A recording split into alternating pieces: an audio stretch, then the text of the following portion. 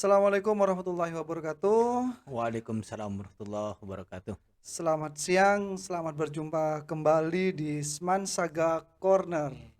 Nah, pada momen kali ini kita akan berbincang dengan narasumber, mengingat Hari Kemerdekaan adalah momen yang sangat penting bagi bangsa Indonesia.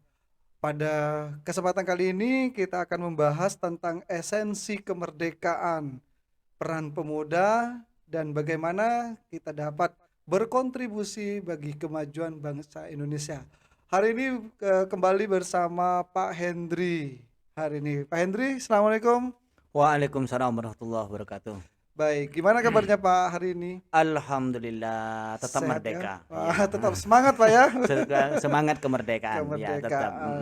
Baik, Pak Hendri, kita sebentar lagi akan em, melaksanakan Hari Kemerdekaan di tanggal 17 Agustus, Pak ya. Nanti mungkin ada beberapa sahabat Semansaga yang kemudian hari ini sudah mulai mempersiapkan tentang ke Hari Kemerdekaan.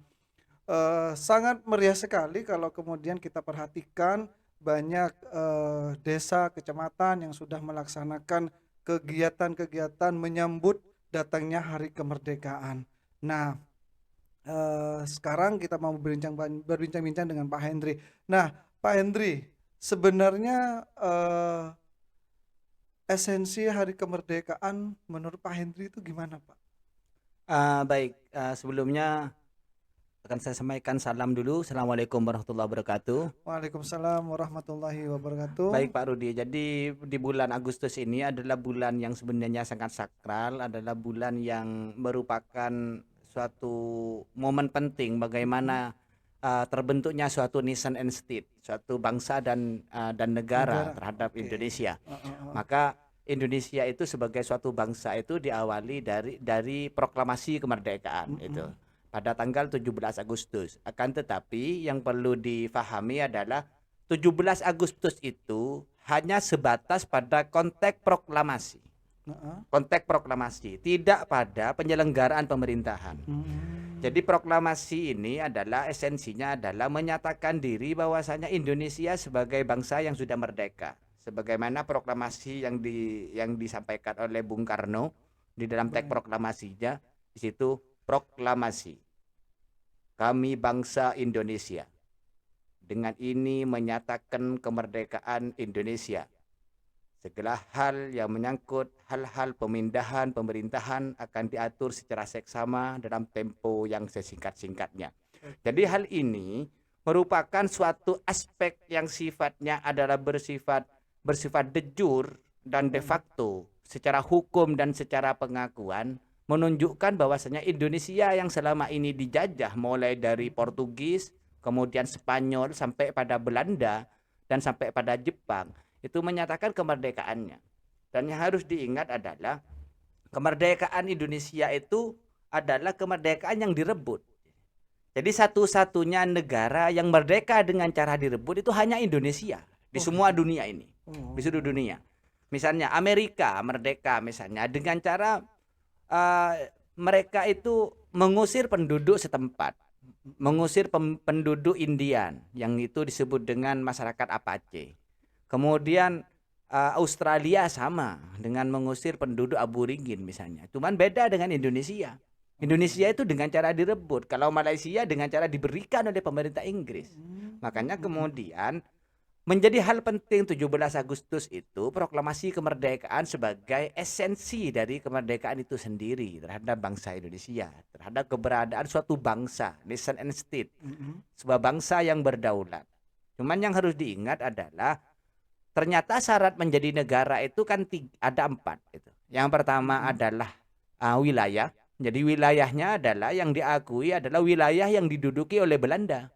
Dari Sabang sampai Merauke. Jadi Aceh sana sampai Papua. Kita punya 3 waktu. Waktu Indonesia Barat, Tengah dan Timur. Yang kedua adalah rakyat. Jadi rakyatnya jelas gitu. Rakyatnya adalah rakyat Indonesia, apakah itu warga negara Indonesia atau warga negara Indonesia keturunan. Karena di sini banyak Hmm. yang warga Tionghoa yang sudah hidup lama di Oh Indonesia, gitu. ada Arab yang hidup lama di Indonesia. Iya, iya. Kemudian ada pemerintahan yang berdaulat yang ketiga. Kemudian yang keempat ini yang kemudian menjadi kendala bagaimana Indonesia menjadi sebuah bangsa yang merdeka. Pengakuan dari negara lain. Ternyata setelah proklamasi kemerdekaan tidak semua negara mengakui kemerdekaan Indonesia. Karena ini menjadi hal penting sebagai bentuk syarat mutlak bagaimana berdirinya sebuah negara. Itu saja. Iya. Oke. Jadi Kak, sebenarnya 17 Agustus ini adalah momen yang sangat berharga ya Pak Iya, untuk heeh. kemudian kita kenang begitu. Karena di situ seperti yang Bapak tadi sudah sampaikan bahwa di mana ketika pada saat 17 Agustus itu nanti akan berdirinya sebuah negara dengan 4 syarat tadi gitu Mm-mm. ya. Yang pertama diduduki oleh Belanda, Iya. ya, Ada Portugis, ada kemudian Spanyol dan ada Belanda itu, oh gitu ada ya. Jepang. Ya Kemudian banyak itu. pemerintahan yang berdaulat dan adanya pengakuan juga gitu Pak. Pengakuan dari negara lain Oke, itu. Mm-mm. heeh. Kalau kemudian kita memperhatikan di kegiatan sehari-hari mungkin Pak ya, banyak kemudian eh, pemuda-pemuda kita yang kemudian bukan tidak sebenarnya kurang memahami dari esensi kemerdekaan gitu ya di tanggal 17 Agustus itu, sehingga mungkin nanti para pemuda itu lebih memilih untuk hanya mengikuti kegiatan eh, hura-hura misalnya, kayak cuma lombanya gitu kan di saat itu. Tetapi mereka juga tidak memahami tentang apa itu makna di balik 17 Agustus kan gitu Pak Iya, Hendri ya. heeh. Oke. Mm-mm. Sekarang bagaimana Pak Hendri memahami makna kemerdekaan dalam konteks kehidupan pemuda saat ini? Oke, baik. Jadi pemuda dengan kemerdekaan Indonesia itu tidak bisa dipisahkan gitu. Karena Oh. ternyata klausulnya adalah yang melatar belakangi bagaimana proklamasi kemerdekaan di tanggal 17 Agustus itu, tepatnya hari Jumat itu. Hari Jumat itu diproklamasikan kemerdekaan di Jalan Pengangsaan pada waktu itu, yang sekarang menjadi Jalan Proklamasi. Itu dilaksanakan karena memang yang pertama adalah desakan dari pemuda. Oh gitu Pak. Pertama, iya. Karena tanggal 13 Agustus 1945 Hiroshima dan Nagasaki dibombardir oleh tentara sekutu dan itu dinyatakan Jepang sudah kalah perang dalam Perang Dunia Kedua. Sehingga dari tanggal 14 sampai tanggal 16 terjadilah kekosongan kekuasaan. Mm-mm. Dan kemudian Indonesia memang sangat berharap terhadap kemerdekaannya sehingga para founding father seperti Soekarno, Muhammad Hatta, Yamin, kemudian dan Ki Hajar Dewantoro dan lain-lainnya termasuk termasuk di dalamnya adalah yang menjadi tim perumus dari BPUPKI, Badan Penyelidik Upaya Persiapan Kemerdekaan Indonesia. Itu menginginkan kemerdekaan Indonesia dengan cara diberikan oleh pemerintah Jepang gitu. Cuman karena desakan dari para pemuda seperti Syahrir, kemudian Soekarni, dan termasuk tokoh asal Pamekasan, M. Tabroni di dalamnya, Mm-mm. yang menjadi penggagas pertama di dalam Sumpah Pemuda mengusulkan bahasa Indonesia itu sebagai bahasa nasional yang sekarang diabadikan namanya menjadi Menjadi perpustakaan perpustakaan itu. ya Pak. Nah, di situ Benar, itu benar, juga benar, ikut benar. andil. Mm-mm. Maka apa katanya pemuda? Tolong Pak Karno, besok dilaksanakan proklamasi kemerdekaan. Oh enggak, kami masih nunggu Jepang. Mm-mm. Ternyata berdasarkan konferensi Wina, Mm-mm. bagi negara penjajah yang kalah dalam perang, maka negara jajahannya menjadi bagian dari tentara sekutu. Maka kemudian para pemuda mendesak golongan tua seperti Soekarno untuk memproklamasi kemerdekaan. Artinya apa? Pemuda pada waktu itu mempunyai peranan yang luar biasa. Yang luar biasa, ikut mensemarakkan, mewarnai bagaimana kemerdekaan itu dilaksanakan dengan cara diproklamasikan. Maka Soekarno tidak mau pada waktu itu. Ini ceritanya. Soekarno tidak mau. Kalau tidak mau, Bung Karno kami culik. Diculik betulan. Maka terjadilah tanggal 16 Agustus malam harinya itu, di malam Jumat itu terjadi penculikan Bung Karno bersama dengan keluarga besarnya. Itu Oke. disebut dengan peristiwa Rengas Rengas Dengklok. Dengklok. Siap, Jadi di siap. Rengas Dengklok itu akhirnya diproklamasikan kemerdekaan di depan para pemuda oleh Pak Karno. Tapi Pak Karno mengatakan ini proklamasi ini belum sah karena ini tidak diproklamasikan di depan halayak umum, di depan rakyat Indonesia. Maka besok di Jalan Pegangsaan saya atas nama bangsa Indonesia akan memproklamasikan kemerdekaan.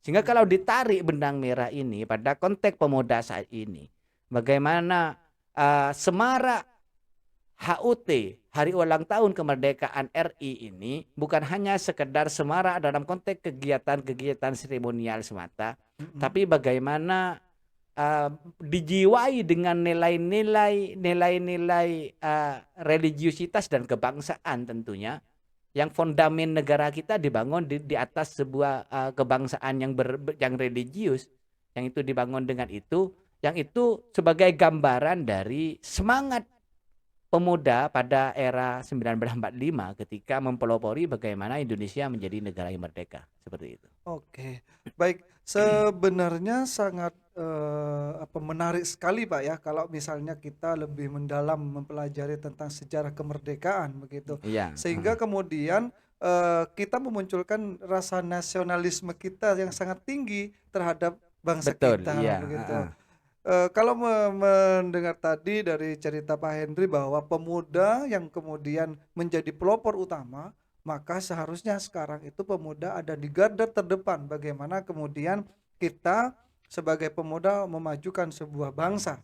iya, Nah, betul. sekarang Pak Henry, eh, tantangan apa sebenarnya yang kalau dulu misalnya penjajah tantangan kita, tetapi sekarang pemuda itu kan juga berbeda Pak tantangannya. Bagaimana kemudian kita berkontribusi terhadap kemajuan sebuah bangsa dan negara. Begitu. Kalau Pak Henry melihat tantangan apa bagi pemuda yang harus dihadapi di era sekarang ini, apalagi sekarang era ini disebut sebagai era Gen Z gitu Pak ya. Iya, Nah, betul. di mana kemudian Gen Z itu diibaratkan sebagai generasi yang sangat lemah sekali begitu, terutama di bidang rasa nasionalismenya kita. Baik, Pak Henry, apa ya yang tanggapan Bapak terhadap remaja di masa Gen Z ini dihubungkan dengan kemerdekaan, dengan hari kemerdekaan? Oke, baik. Jadi negara yang merdeka dan suatu bangsa yang merdeka itu harus betul-betul merdeka secara esensial. Itu Mm-mm. yang terpenting. Bagaimana menjadi bangsa yang merdeka? Adalah bangsa yang merdeka adalah bangsa yang memahami terhadap ideologi dari bangsanya sendiri. Jadi Pancasila yang dirumuskan oleh para founding fathers, yang di Mm-mm. dalamnya itu ada nilai-nilai, sehingga akhirnya menjadi sebuah ideologi, sebuah pandangan hidup atau pegangan hidup, tapi bukan dipegang dipandang pas hidup kan gitu Mm-mm. kan. Di situ Beda juga ya, beda. beda juga. Itu adalah Baik, sebagai ideologi, di dalamnya ada nilai-nilai, ada nilai oke. ketuhanan, ada nilai kemanusiaan, Kemanusiaan. ada nilai persatuan, dan 5 nilai ini yang kemudian bisa dijadikan pegangan. Mm-mm. Bagaimana pemuda agar kemudian benar-benar menjadi pion terdepan untuk mengisi kemerdekaan, maka semua tindakan, perilaku, dan serta apa yang akan dilakukan oleh mereka itu jangan lepas dari nilai-nilai luhur bangsa kita yang terakomodir di dalam Pancasila, sehingga tidak kehilangan jati diri kebangsaan. Kebangsaan. Oke. Karena memang sekarang itu jati diri Hmm. kebangsaan, karena memang eranya adalah era globalisasi. Mm-mm. Dalam konteks era global, karena memang sudah tidak ada batas dunia lagi, Benar, sehingga benar. sekarang dengan adanya media sosial dan lain sebagainya, kita Mm-mm. semuanya sudah bisa berkomunikasi Benar. dengan orang-orang di luar sana. Bagaimana caranya untuk aspek antisipatif namanya di Mm-mm. sini? Maka dalam sektor pendidikan itu diperkuat dengan satu adalah nilai-nilai agama sebagai model penguatan dari nilai-nilai ketuhanan yang Maha Esa di sini. Kemudian yang kedua itu adalah penguatan tentang nilai-nilai kebangsaan. Karena tidak ada lain. Negara ini dibangun di atas sebuah agama, Mm-mm. dan negara ini dibangun di atas sebuah kebangsaan dengan diakomodir dalam konteks Bhinneka Tunggal Ika di sini. Tapi mohon maaf sebelumnya. Jadi pemuda saat ini pada konteks siswa dan siswi SMA misalnya Mhm. memahami nilai-nilai Pancasila itu bisa dikatakan itu sekian persen gitu, Baik. yang memahami itu yang menjadi bumerang kepada kita Oh, sehingga lebih kepada sikapnya imitasi. gitu. Imitasi, dia itu berperilaku itu dengan cara meniru tingkah laku orang lain yang itu ternyata tidak menggambarkan nilai-nilai nasionalisme dan Nasmanya. kebangsaan. Nah, seperti itu. Oh, Mm-mm. begitu ya. Ya, Berarti mereka coba paling memahaminya, apa namanya, bagian luarnya saja ya, Pak, bagian heeh. luarnya. Padahal, kita sebagai, bangsa, sebagai penerus sebagai generasi bangsa, kita tidak hanya melihat dari kulitnya saja, tetapi Ya, kita betul. harus memahami dari proses di dalamnya bagaimana, kayak begitu. Prosesnya. Baik, Iya. Pak Hendri, ini, di sesi terakhir Pak Hendri, apa harapan Bapak bagi pemuda Indonesia dalam konteks kemerdekaan dan masa depan bangsa? Oke, baik. Jadi kalau merujuk pada apa yang disampaikan oleh Bung Karno sebagai founding father di situ. Jadi beliau sebagai proklamator, sebagai founding father, dan beliau juga sebagai pelopor dari gerakan pemuda. Mhm. Jadi dulu itu Pak Karno itu pernah menjadi ketua pemufakatan politik kebangsaan pemuda Indonesia, yang itu Mhm. menjadi cikal bakal adanya Sumpah Pemuda pada 1928 pada waktu itu. Itu cikal bakalnya ketika beliau masih belia, ketika beliau masih menjadi pemuda gitu.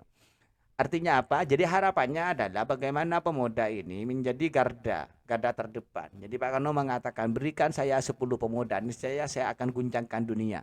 Kalau misalnya saya hanya diberi Mhm. 1.000 orang tua, itu hanya bisa memindahkan gunung Himalaya kan Oh gitu. gitu ya. Kan gitu. Coba kan Iya dalam iya konteks iya. pemuda. Jadi kenapa? Karena pemuda ini adalah orang-orang yang bisa dikatakan masih idealis, Mhm. kemudian pemikirannya masih cemerlang dan lain sebagainya. Mhm. Sehingga bagaimana pemuda betul-betul menjadi manusia yang berkeilmuan dan berkemajuan. Karena memang ilmu itu menjadi hal yang penting. Makanya pion terpenting di dalam pembangunan bangsa itu adalah pendidikan. Jadi pendidikan itu sebagai social development, sebagai bentuk pembangunan sosial. Bagaimana nanti mencerdaskan kehidupan bangsa itu bagian dari mengisi kemerdekaan. Dan Oke. itu para pemuda harus masuk di situ dan berperan. Nah, seperti itu harapannya. Oke. Ya, Terima kasih Pak Hendri, atas kesempatannya hari ini. Banyak hal yang sebenarnya, kita sudah bisa ambil dari pembelajaran Hari Kemerdekaan melalui kegiatan podcast ini. Nah, eee, di akhir kesempatan ini, eee, saya ucapkan terima kasih Pak atas ya, kehadirannya hari ini, sangat menginspirasi sekali. Jadi kalau berbicara dengan Pak Hendri tentang kemerdekaan itu, membuat kita malah menjadi menghidupkan semangat kembali Pak ya. ya. Semangat kemerdekaan. Semangat Semangat kemerdeka 45 namanya itu. iya benar ya. Iya. Semangat 45. Nah, bagi Anda generasi muda, mari selalu terus, untuk berkontribusi terhadap, kemajuan bangsa dan negara kita. Apalagi kita, memiliki tantangan yang sangat besar Iya, betul. Mm. di masa yang akan datang ini. Tetap semangat, merdeka. Terima kasih. Assalamualaikum warahmatullahi wabarakatuh. Waalaikumsalam warahmatullahi wabarakatuh.